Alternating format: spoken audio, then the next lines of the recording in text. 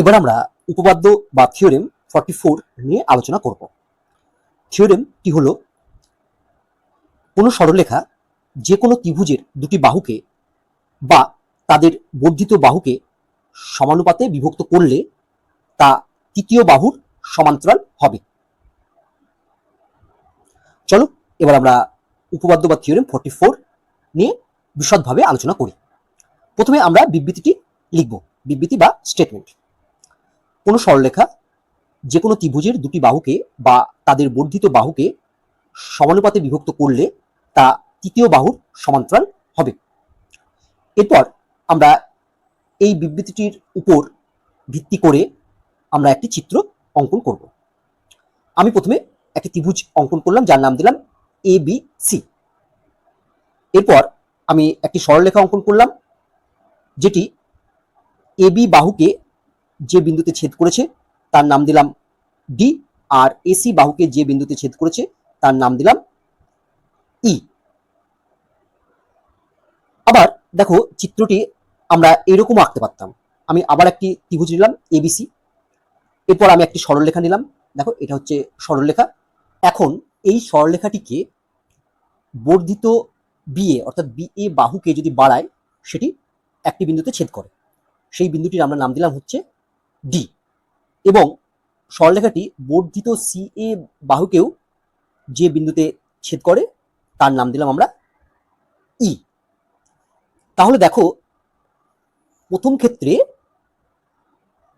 এই DE হলো যে কোনো একটি সরলরেখা যেটি AB ও AC বাহুকে সমানুপাতে বিভক্ত করে। দ্বিতীয় ক্ষেত্রেও এই DE সরলরেখাটি বর্ধিত BA এবং বর্ধিত CA বাহুকেও সমানুপাতে বিভক্ত করে। অর্থাৎ সমানুপাতে বিভক্ত করে মানে বিষয়টি কি সেটা আমি লেখার মাধ্যমে তোমাদের বোঝানোর চেষ্টা করছি। তাহলে প্রদত্ত ত্রিভুজ ABC এর AB ও AC বাহুকে বা BA ও CA বাহুর বর্ধিত অংশকে অপর একটি সরলরেখা যথাক্রমে D ও E বিন্দুতে এমনভাবে ছেদ করে যে, দেখো এখানে যেহেতু সমানুপাতে বিভক্ত করে মানে এমনভাবে ছেদ করে, মানে আমরা বলতে চাইছি সেটা হচ্ছে সমানুপাতে বিভক্ত করে। সমানুপাতে বিভক্ত করে মানে কি? সমানুপাতে বিভক্ত করে মানে হচ্ছে প্রথমে আমরা লিখব AD বাই DB, অর্থাৎ আমরা লিখছি AD by DB equal to আমরা লিখব AE by EC, AE by EC। এই যে এই সত্যটাকেই বলা হচ্ছে যে এই DE বাহুটি AB ও AC বাহুকে সমানুপাতে বিভক্ত করে। এক্ষেত্রেও তাই, এক্ষেত্রেও দেখো কি হবে AD বাই DB আর AE বাই EC। ঠিক আছে, তাহলে সমানুপাতে বিভক্ত বিষয়টি তোমরা বুঝলে।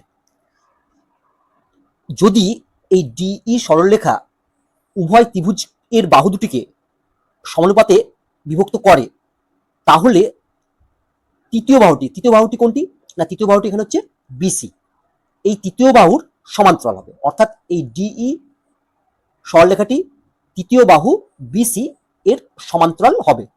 তাহলে আমরা লিখতে পারবো যে প্রমাণ করতে হবে DE সমান্তরাল BC।